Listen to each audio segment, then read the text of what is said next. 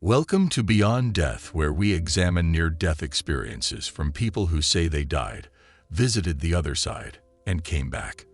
Today's NDE comes from Ana Cecilia, who says she experienced a rather horrifying death by asphyxiation when her breathing tube became clogged. Ana walks us through her journey to an amazing world she encountered on the other side and continues to tell us about being visited by angels after she returned to life. Let's get into it.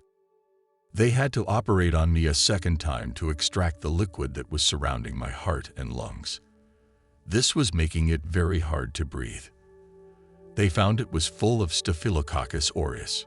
Some patients are able to hear and feel much earlier than others after anesthesia. I realized that the surgery had begun. I was alive, but it wasn't agreeable because I could hear everything. The doctors and nurses in charge of cleaning me at the end of surgery and to prepare me to return to intensive care carried on talking. I heard how they lamented and mentioned that I had a little girl 10 months old, and maybe I wouldn't ever see her again. They were speaking about my family, my 2 sisters, father, and of my husband. Why were they talking about me and my family in this way, as I was still alive? They shouldn't talk like this, they should see me. Here I am listening. From within, I cried desperately. The situation was very delicate. I hung by a thread, and the result of the investigation was to apply a liquid. It was not encouraging. My entire body was invaded by spores of Staphylococcus aureus. It was very complex to eradicate this bacteria under the circumstances in which I had found myself. Maybe during the first surgery the area had become contaminated. Nobody was sure. I awoke in intensive care in a private cubicle whose walls were windows. I opened my eyes, and I realized my whole family were gathered around, their faces filled with pain. They announced that which I had heard was true. I hadn't imagined it. I was on the brink of death, but inside in my soul, my spirit was as strong as ever. There was no way to communicate this confidence and strength because I was intubated on a respirator, and there was no way to communicate other than making signals. The doctors asked me how I felt, and I raised my arms in a triumphant signal, just like Rocky the boxer, and in that very moment they tied my hands to the rail of the bed because of the danger of running the risk of ripping out the respirator tubes. I saw how the doctors retreated with my parents and husband to talk a distance away from intensive care. Most probably Ana Cecilia is delirious, or more specifically has brain damage. We are revising with which antibiotic we should treat the bacteria that she has. But what is it that she has, doctor?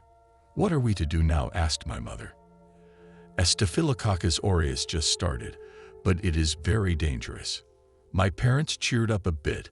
My husband continued talking to the doctor. How serious is this, doctor? It is very serious. It isn't very easy to say this to you, but I recommend getting your admission papers in order. She is registered as single with a single surname. If she should die, you will have a lot of problems in trying to retrieve her from the hospital yourself. Die? We have 2 options to medicate her and eradicate the Staphylococcus aureus. As there have not yet been definitive tests, we will have to take the risk and begin the medication. If we don't start it today, hoping we are correct, we will lose her in days. My parents and husband went home, where they stayed with broken hearts. In the hospital, there was no comfortable space where they could spend the night. Nowadays, there are comfortable chairs to spend the night there, near a family member in a critical state. Meanwhile, in my cubicle, I tried to signal in different moments that the tube in my throat was hurting a lot. I managed to move my head, but with my hands tied and the breathing tubes and the effects of the anesthetic, I couldn't make myself understood. I made a nurse give me a pen and notebook to write what I wanted to say. I was only able to say, "My throat hurts." One of the 2 nurses, which were always in charge of me, touched my head and said it was natural that it should be a little uncomfortable, but they have to leave the tube there. It was impossible. No one would listen to me, and the pain I felt wasn't normal. I had previously been intubated and hadn't felt any discomfort at all. It was no use continuing to try to tell them that the tube was badly fitted. Some hours later, in the small hours, maybe the most memorable experience of the rest of my life began. One of the nurses said to the other she was going to meet her boyfriend in McDonald's, on the first floor of the hospital. As everything seemed to be going well, the second said to me that she won't be long, she was only going for water. The water was only a few steps from my cubicle.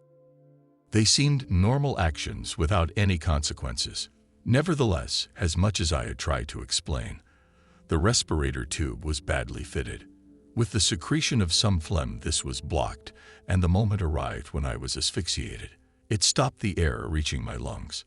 With no one to watch over me, my first reaction was to try to rip out the tube so I could breathe. With my arms tied, it was impossible, in spite of the jerking that I did with all my strength. Much later, they would be bruised and hurt from trying. It hit me. The bed was moved completely, and my body writhed, not able to do anything. Seconds seemed like hours. Almost at the same time, the respirator alarm sounded, and again. It was loud, and it was as if an ambulance was in my cubicle. There were what seemed like an army of doctors and nurses entering my cubicle. I heard the cries, "Respirator, respirator." They were calling the specialist team. They were shouting like madmen, it seemed to me. I could hear everything, but I couldn't breathe. Meanwhile, some nurses held my legs and tried to calm me in the bed. The doctors took out the top part of the tube that went into my throat to carry on the necessary procedure. They put in a little liquid into the tube that came out of my mouth and tried to suck out the phlegm. I continued struggling in order that they could help me breathe. The desperation to receive a little air and the adrenaline made me writhe so badly that 4 people couldn't hold me down. I only wanted one thing: to breathe. My body hangs on to life in spite of being weak, infected, recently operated on, and deprived of oxygen to maintain life. My body isn't easily overcome and makes the final force to manage to survive. They tried the procedure once more and weren't able to free the tube, maybe because it was badly positioned. Then the dizziness started, and I began to lose consciousness, and the body began to surrender. I stopped breathing, and almost immediately my heart stopped. Then I left. Suddenly, I opened my eyes, and I felt totally liberated. I saw myself in a hospital gown, with the doctors around my body trying to resuscitate me. I saw how they were busily moving from one place to another, each time smaller and more distant.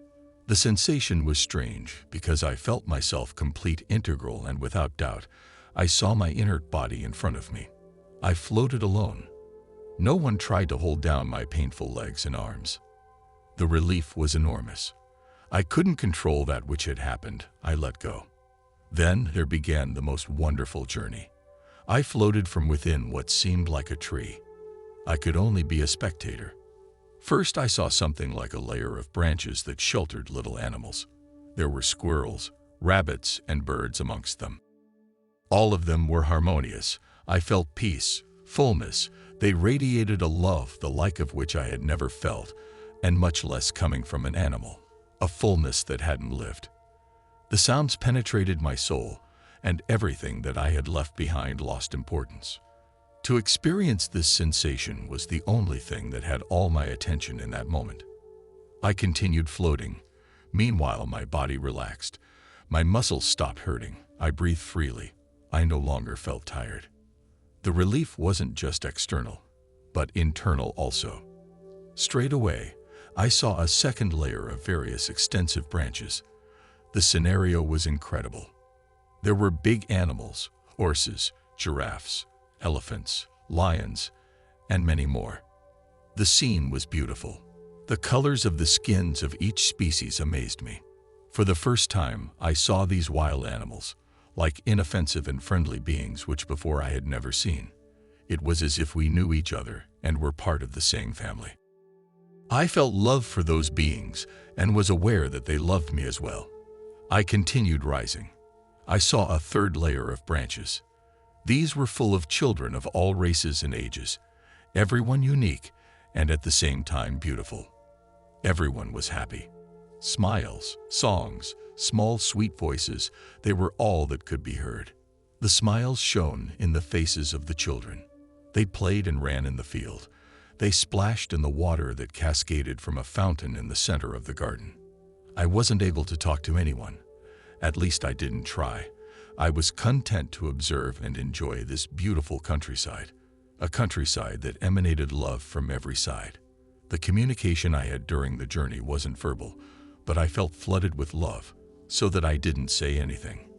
I enjoyed and was delighted with this beautiful spectacle. I would have decided to stay here if I had had the choice. But I was like a balloon that leaves the hand of a child and is not concerned with that which it leaves behind. It goes wherever the air takes it. At this moment, I remembered Ana Cecilia, but I wasn't worried. I knew that she would be fine. Then I was able to see her in her bed sleeping peacefully. I felt great peace and very close to her, as if I was there at her side. I wasn't worried, but just drew close to her and cared for her. I realized that I had the power to see everything in front, behind, up and down, or everywhere at once. Without worrying where I would turn, and without needing to turn the head, my eyes could see as if in 3 dimensions. I didn't feel worry or anxiety. It was a lot of information at once, and all of it was assimilated and fascinated me. I felt that there had been magic in this place. A little further up, I saw another large layer of branches. This time, there were teenagers, people of middle age, and people just growing old. I saw harmony, serenity, and happiness. People smiled, and I felt strengthened. The voices were clear, harmonious, and fluent. The communication flowed in a natural manner. The atmosphere was total peace and completely full of love. There was also a fountain surrounded by flowers of every color in the center of a large garden. The water cascaded in different rhythms, forming images, and its sound was in harmony and was amazing. The people sat down around themselves and talked and smiled at one another. They didn't talk with sounds from the mouth. It was as if just with the mind they could say everything and I could hear them. There were people leaning in the garden reading a book or just enjoying the sun. The countryside was fantastic. I continued being carried along on this journey. I was only able to enjoy the pleasure of traveling on, rising up this tree that was as a tunnel full of life where it seemed everything was one. That made me feel complete and fulfilled. Free. I was able to breathe deeply and oxygenate myself. I didn't feel ill. I didn't hurt in any way, absolutely. I remember my parents and my husband. I knew that they were suffering, but I also knew they would be okay. I wanted to console them, love them more and more. Nothing, absolutely nothing worried me. It was as if I knew that sooner or later they would enjoy this excellent feeling of well-being that I had, and I stopped worrying. I went on a bit further towards a layer of branches, but this time I could see a large group of old people. The elderly people smiled. They looked strong and vigorous. Many were sat down talking, but without saying anything, just enjoying the countryside. They were in the middle of flower-filled gardens, trees of various species, and rivers flowing with clean, fresh water. They walked along paths and shared stories. Nobody had any problems with moving. This caught my attention. Suddenly, I realized that my body was as if it was filled with electricity, that it was able to radiate light. I felt fulfilled. The countryside was simply beautiful, and my soul filled up with happiness. I looked up to see what was happening. Then everything was a spectacle with sensations that I had never felt before. I saw a small yellow fine circle so intense that it attracted me. Also, my natural curiosity made me go in to see what was behind it. My curiosity turned into desire. I wanted to go into it. But as much as I tried, I wasn't able to speed up my journey. Anxious and trying to go in, I managed to penetrate slowly into this small space. It was as if it was a silk thread, soft and delicate.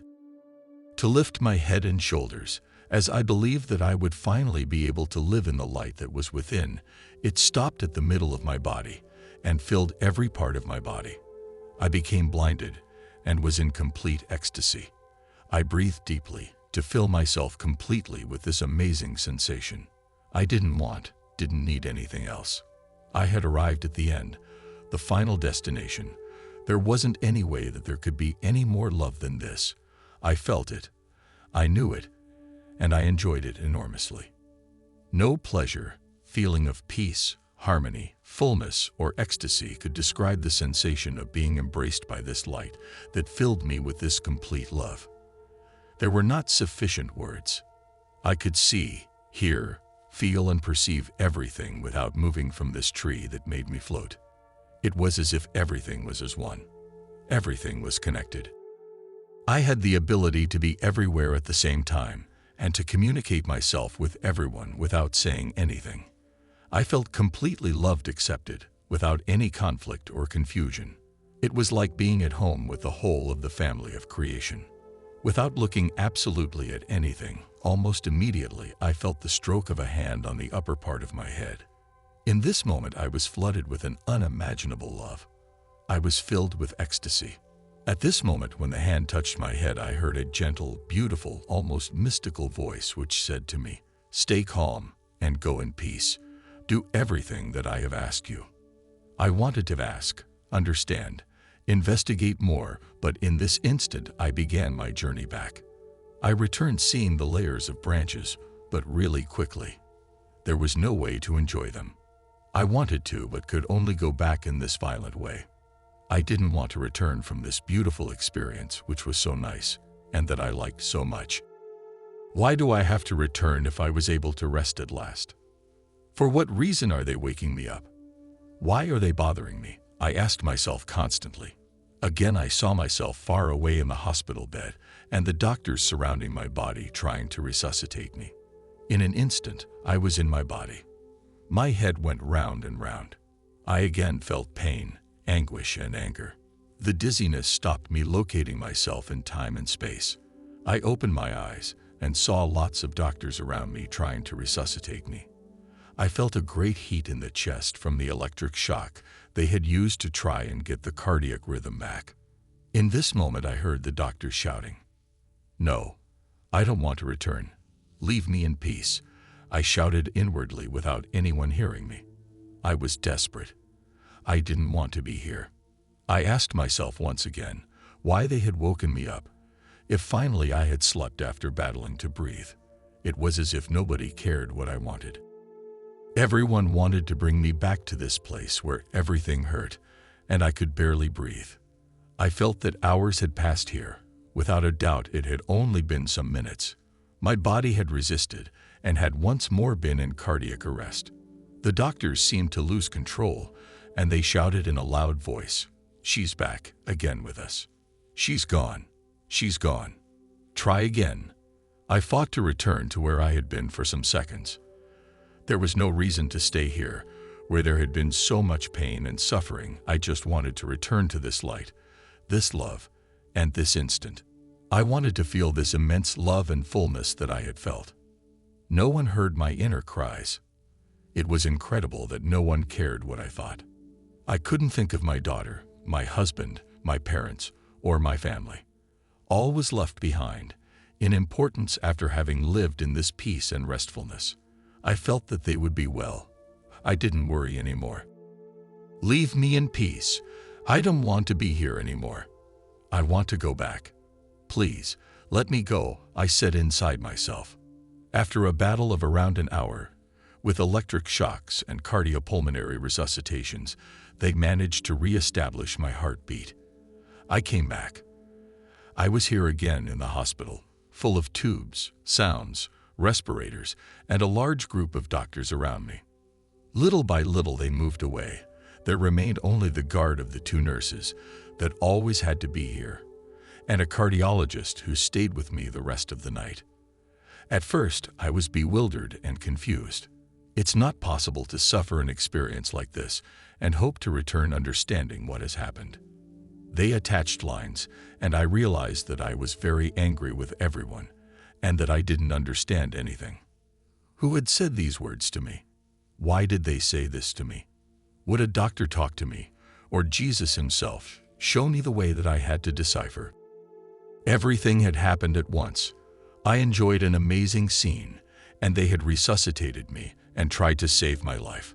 Some hours passed before it became clear in my mind.